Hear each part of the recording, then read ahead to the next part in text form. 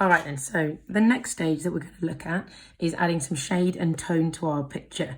This is what takes it from being a basic outline shape and a basic form to actually looking like a three-dimensional object. Remember, the whole idea behind creating one of these drawings, or any drawing for that matter, is to create an illusion of it looking like a three-dimensional picture or a three-dimensional object. You want to give your viewer that illusion that it actually looks like something real, but then you're kind of fooling them because it's not actually real.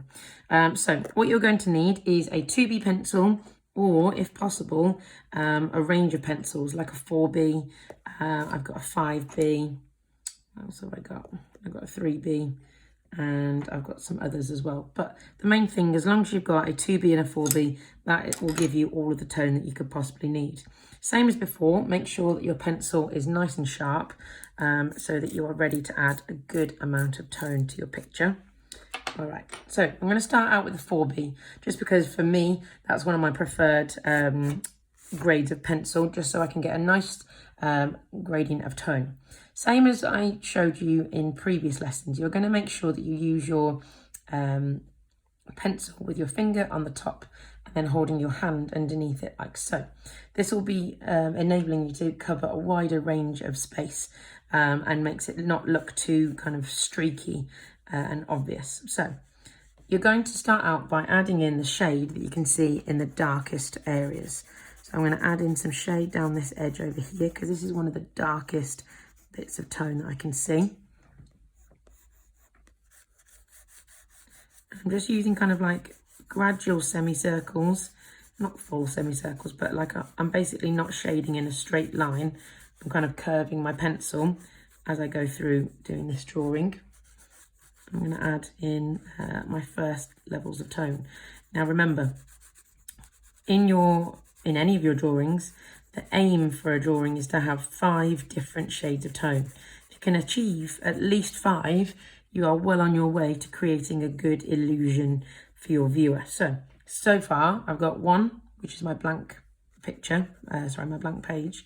I've got 2, which is my mid-tone here, and I've got 3. Now to enhance that a little bit more, I'm going to have to add in some mid-tones. Now mid-tones are the tones that come in between these two areas.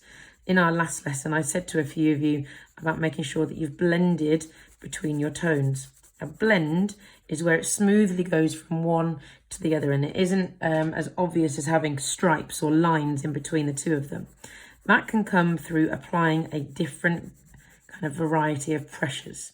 So here I'm pressing a little bit harder than I did here to increase and encourage a greater range of tone.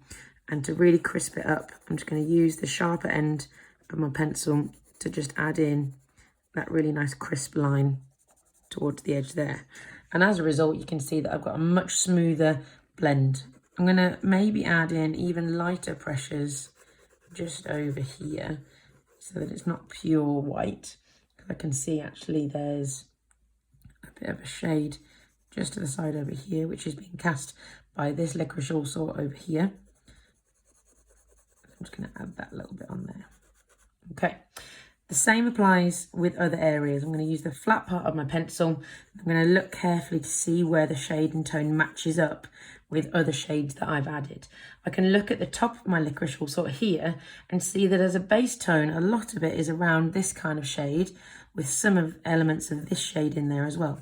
So I'm going to add on a bit of a base tone, and then I'm going to see where I'd like to add in slightly darker bits, like around the back here, around this little bit here, around towards this front part. That's quite a bit of that front part, and then over towards the back here.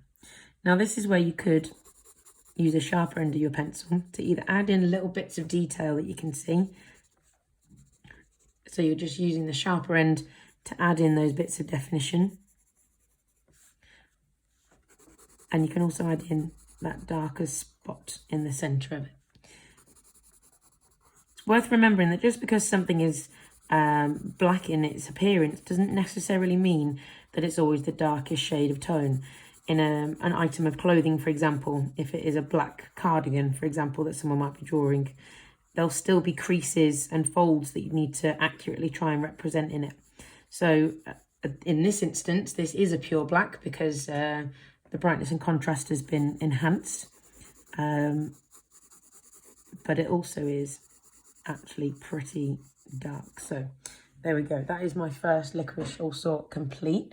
I could now go in and add in some of the unique details for this because it is not a perfectly smooth Liquorice Allsort like I've demonstrated so far. It has got little creases in there to show the formation of the sugar in the sweet itself. So I could go in now and add in some more of those details. I'm going to do a time lapse now for the rest of the drawing. And I'm going to leave this circular one until the very last so that you can see how I would create it.